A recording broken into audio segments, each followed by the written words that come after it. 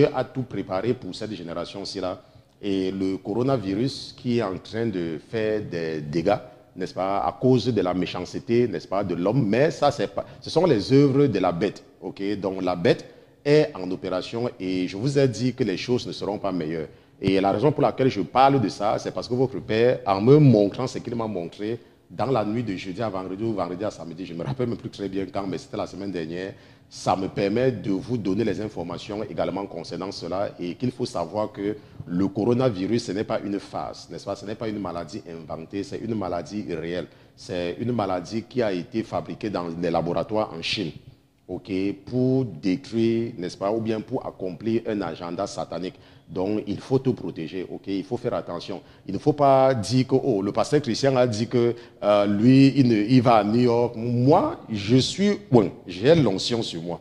On se comprend. Moi, je suis un ouvrier, pas comme, je suis un ouvrier. Donc, Dieu a deux intérêts sur moi. Le premier intérêt qu'il a sur moi, c'est que je suis sa créature. On se comprend? Et le deuxième intérêt, c'est que je suis à son service. Donc, la protection que j'ai, ce n'est pas forcément la même protection que tu as.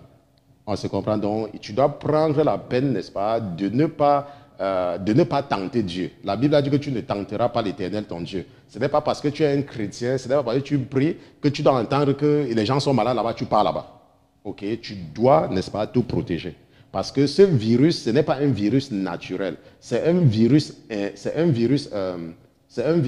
en anglais on dit engineer. Donc c'est un truc qui a été fabriqué. Donc il n'obéit pas à certains principes.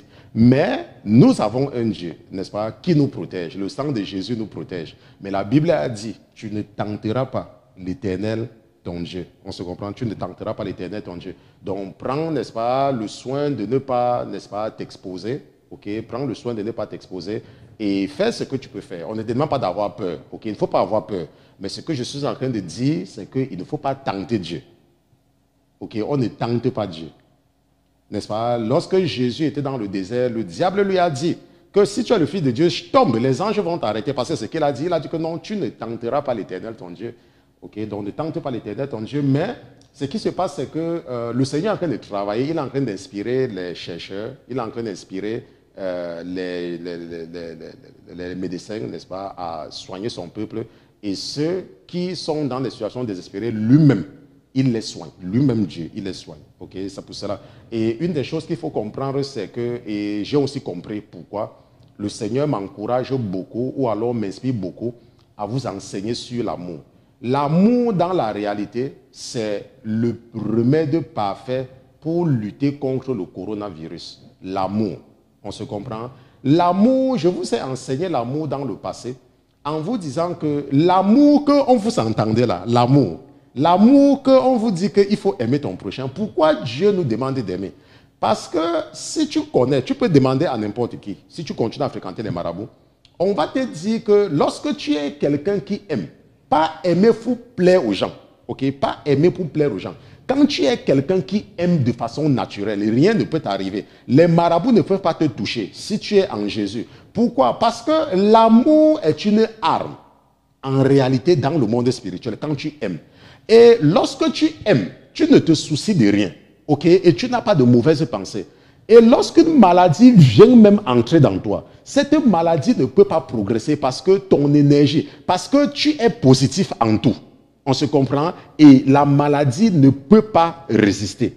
C'est en semaine que l'Esprit essaie de m'expliquer et je comprenais pourquoi. Vous vous êtes rendu compte que depuis quelques semaines, je parle beaucoup de l'amour. Et c'était même avant que cette pandémie n'arrive.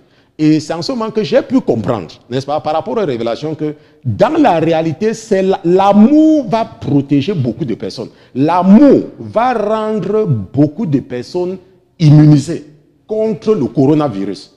On se comprend? Donc, si tu es quelqu'un, si tu es un chrétien qui n'aime pas encore toujours, ok, tu dois, n'est-ce pas, apprendre à aimer. Et aimer, c'est facile. C'est au départ que ça sera difficile parce que tu as beaucoup d'ennemis pour l'instant. Mais au fur et à mesure que tu vas pardonner et que tu vas commencer à aimer, tu vas te rendre compte que dans la réalité, c'est facile. On se comprend? Tu dois toujours être prêt à laisser, à donner la priorité aux autres.